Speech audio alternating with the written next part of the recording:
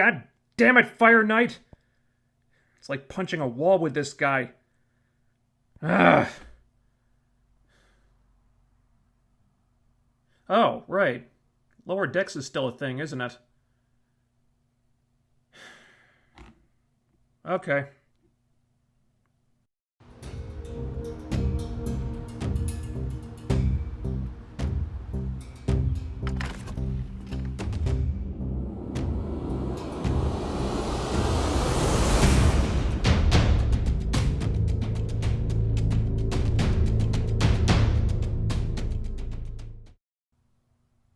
Yeah.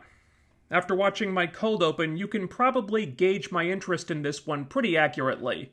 It may not have been much, but I'd still rate it higher than the cold open of this episode. The Lower Decks crew are exhausted and ready to hit the sack after a really grueling shift, but they're interrupted by a dog.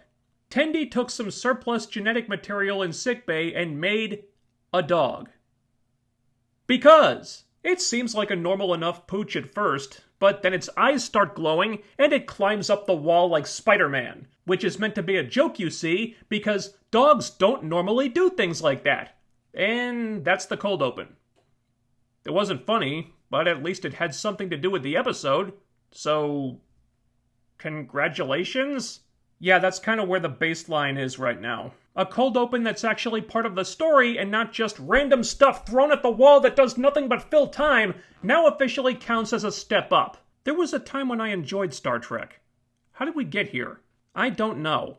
Something I'm going to be saying a lot about this episode, coincidentally. We begin with all the senior officers on the Cerritos going on a mission to some agricultural colony to settle a dispute of some kind. We get very little information about it, but it's just a way to take these characters off the board for half an hour, so it doesn't really matter. So the captain, Ransom, and the Bajoran security guy are all off planting space seeds or something, meaning the Cerritos' 3 highest-ranked officers are gone. This is something I've never understood about Star Trek. Shouldn't you have away teams to handle stuff like this? Why are you sending every senior officer you have, leaving no one in command? Shouldn't the captain be staying on the ship so she can give orders in case the Borg show up or the galaxy explodes or something? Why does the captain go on away missions at all? This makes no sense to me. And as I understand it, it's not that uncommon in Star Trek too. Maybe the Trekkies in the comments section can clear this up for me. Please do, because I got nothing. Since the Admiral thought it was a good idea to send the Cerritos' entire command crew on an away mission, there's a temporary transfer of power to a new captain being brought in. Mariner hates this idea because it's like having an uncool babysitter, but Boimler is excited because a new captain means he's got a whole new butt to kiss. Their words, not mine. And because Boimler is super psyched about the opportunity to make a good impression on a visiting captain, naturally, the very next thing that happens is the writers shit all over him. Rutherford's working on some newfangled juiced-up transporter that can transport stuff slightly faster than a normal transporter, but he doesn't know if it works because no one will help him test it by volunteering to be transported. You know, Rutherford, you could just put a pencil in there and test it on that. Transporters don't only work on human beings, they do transport other stuff. But they don't have any pencils, so Boimler offers to be the guinea pig. Rutherford transports him from one pad to another, and for a second I thought it was going to be like the Fly remake where a bug gets transported with him and he comes out the other side some mutated freak. But no. Now, God forbid we do something interesting, so it works fine. Rutherford transports him back, but then something does go wrong, and Boimler comes out of it slightly translucent, glowing blue, and emitting a high-pitched noise. And well, wouldn't you know it, that's when the new captain gets there, so now Boimler can't make a good impression. Turns out the new captain is Mariner's old BFF from the academy, so she's immediately got the inside track here, whereas Boimler shows up for duty like nothing's wrong, and the captain is all, no, you're translucent, glowing, and emitting a high-pitched noise. Go to sickbay, you ass clown. So he does, and then Rutherford figures something out, scans him with a tricorder, and the high-pitched noise immediately stops. Just like that. It was resolved pathetically easily, accomplished nothing, and went absolutely nowhere. Definitely time well spent. Boimler still looks all screwed up though, so the cat doctor has alerted Division 14, which handles unsolvable space mysteries and weird science oddities and stuff like that. This is the first I've heard of such a thing, but aren't we jumping the gun here? All you've done is scan Boimler so far, and Rutherford just fixed half his problem after about 2 minutes. Don't you at least want to run more tests before shipping Boimler off to the space freak show? I don't know, man. If it were me, I'd be pissed. But Boimler perks up a lot when he hears that Division 14 is taking him to the farm, which is some spa resort type planet where he'll be pampered and waited on hand and foot. That doesn't sound like something Boimler would like, seeing as he's a self-professed workaholic, but the episode needs a B-plot, so f*** it. So he's sent off to join the space freak show, as well as the dog, which has been doing all kinds of weird shit, and also Tendi. Why is Tendi going with them? I have no idea. Maybe she's the only one who can get the dog to stop peeing on the carpet or something. Who knows, I'm just spitballing with this thing.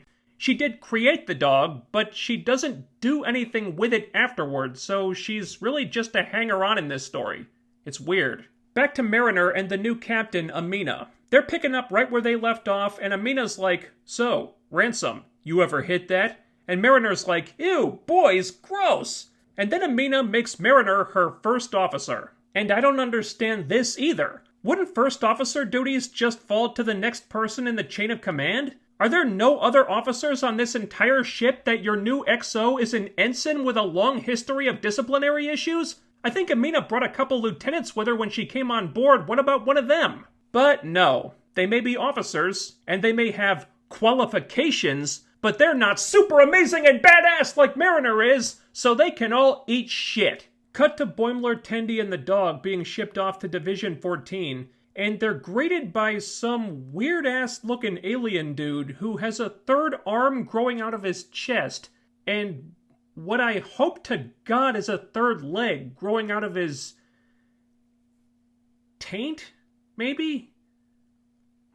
Yeah, I wasn't just blowing smoke about that freak show thing. There's a lot of weird, random crap on this ship. There's one dude with eyeballs for nipples, a guy who's just a head, and their ringleader, some poor bastard who's old on one side and young on the other.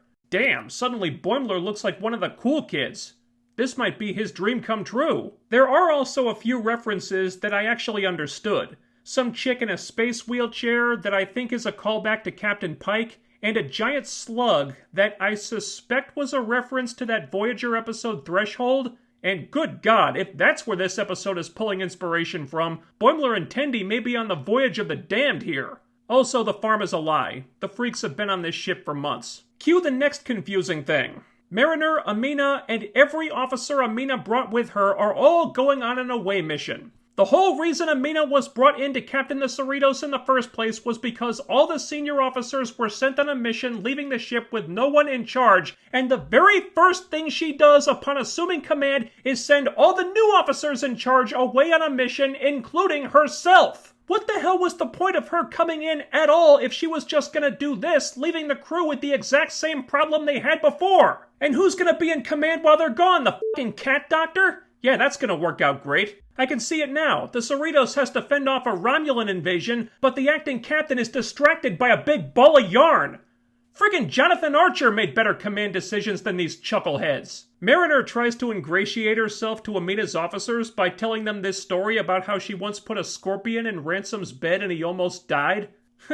Attempted murder. Classic. They're not too impressed, though. And this kicks off a series of incidents where Mariner is uncharacteristically not super amazing and badass all of a sudden. She forgets the tricorders on the ship, so the space sewage pipe they're working on almost blows up. She sets off an alarm instead of the long-range scanners. She's screwing up so much, you'd think the writers had mistaken her for Boimler somehow. And while it is nice to see some chinks in Mariner's super amazing badass armor, I'm not getting excited because I know this is just a tease and they're gonna take it all back by the end of the episode. Then the Cerritos has another mission to rescue a ship in distress. It looks like the ship's batteries are out, so they have to take some jumper cables over there. Again, Mariner, Amina, and all Amina's officers beam over, leaving the Cerritos with no one in command.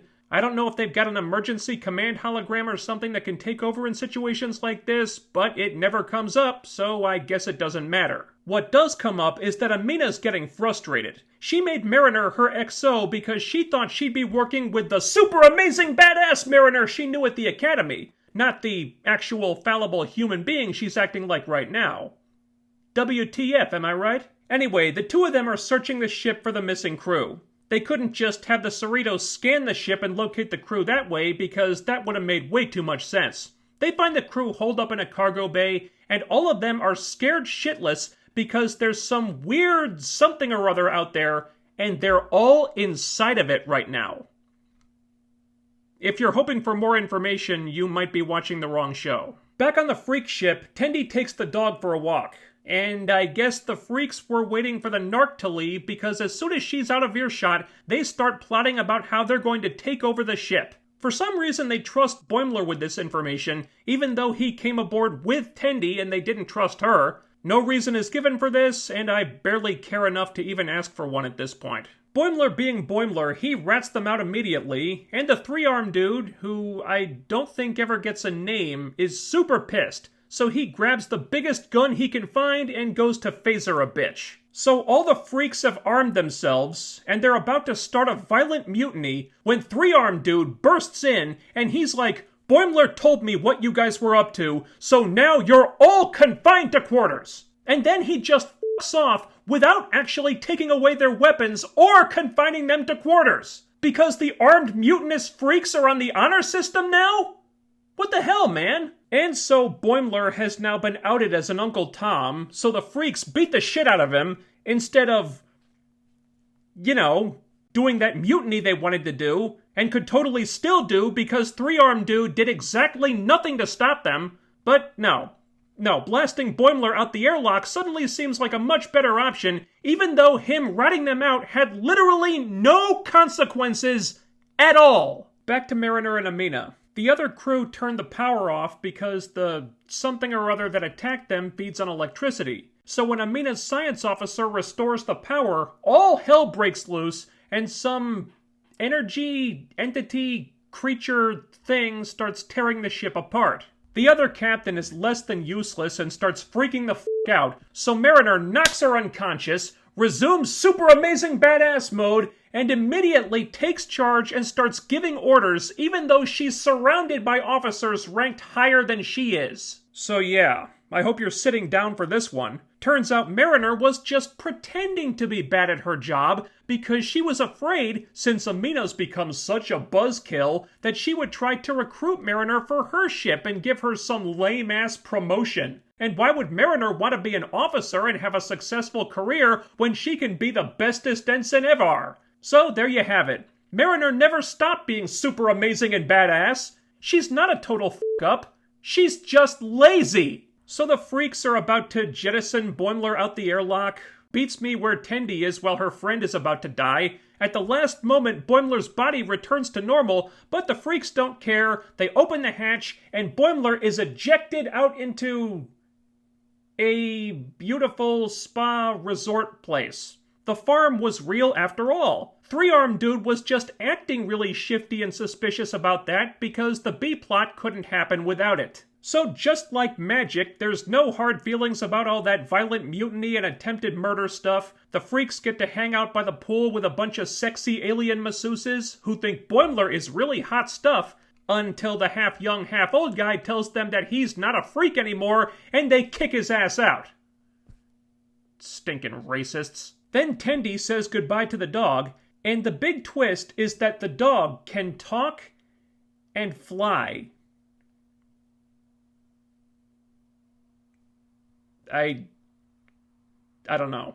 So Mariner and Amina save everybody, they all gather together on the command deck, and the transporter's not working, so Mariner calls the Cerritos to beam them out. After all, just a couple episodes ago, the Cerritos beamed an entire crew from one ship to another ship like it was the easiest thing in the world, so this is the safest, most logical way to get everyone out of there in a swift and orderly, and I'm just messing with you. Actually, Mariner calls Rutherford and wants him to beam them out with his transporter, which is still experimental, has not been fully tested, was malfunctioning the last time he used it, and is just one small transport pad, so he'd probably have to beam them out one or two at a time at most, which they don't have time for because the ship is being torn apart and they're all being sucked out into space as they speak. This is a good plan. Anyway, they're all about to die, but at the last moment, Rutherford beams them all back using the normal transporter instead of the one he was working on earlier, so I'm not really sure what happened there. But everyone is translucent and glowing and emitting a high-pitched noise like Boimler was. So if I understand this correctly, instead of just using the normal functional transporter, Rutherford took the time to rejigger it to work like the malfunctioning transporter he'd been working on, probably wasting much more time than the slightly faster transporter would save, while Mariner, Amina, and all those other people were about to die horribly. And why? Well, because that way everyone would be translucent and glowing and emitting a high-pitched noise. Comedy. So the crew is saved, and they never actually figure out what the hell that energy entity thing was, but they believe it to be peaceful, after it destroyed the other ship and nearly killed them all. If you say so. Afterward, Mariner and Amina talk things out, and there's an offer on the table for Mariner to rank up, but she has some stuff to figure out about who she wants to be, and until then, she's cool with being lower decks. Then Ransom comes by and tries to flirt with Amina, so she judo flips him through a table, probably seriously injuring the despicable bastard for having the audacity to offer to buy her a drink, and the episode ends with the man being humiliated and Mariner and Amina Yas Queen slaying for all the universe to see. Huzzah. I got very impatient with this episode. The A and B plots felt more or less like Star Trek stories, but the way they were executed was more frustrating than anything else. The Tendi subplot was pointless. I thought it was written in just to keep her on screen, but then she spends most of it off screen. Once they board the freak ship, she just disappears and doesn't factor into anything. And then the payoff to the whole thing was that on top of all the other freaky shit the dog was doing, it can also talk and fly? I don't get it. Is that supposed to be a joke? I honestly can't tell, which kind of makes it a microcosm of this entire show. So much of what passes for comedy on Lower Decks is nothing of the sort. The writers don't seem to have any idea what's actually funny or how to write jokes that land, so instead they just substitute in LOL so random stuff and try to pass it off as humor. And that's not how comedy works. You can't just write whatever random crap you can think of with no real punchline to it. Who the hell is gonna laugh at that?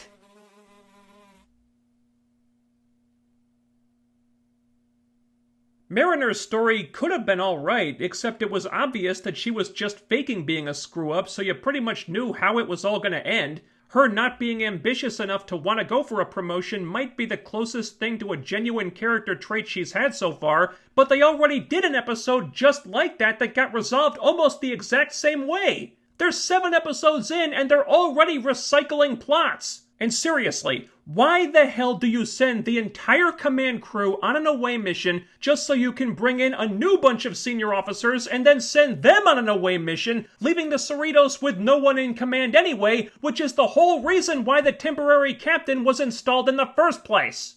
That still makes no sense to me. I guess the freaks were kind of amusing, but they were really just there for sight gags, and the episode didn't do anything with them outside of the half-old, half-young guys, so they were mostly wasted. And one episode after another, this show feels like something the writers think should be funny, but they themselves are not funny. So the jokes either fall flat or leave you feeling like you have no idea if what you just watched was supposed to be a joke or not. I haven't seen the next episode yet. Please tell me it gets better, or entertainingly bad. I'll take either one, because this middle-of-the-road shit is just not scratching me where I itch.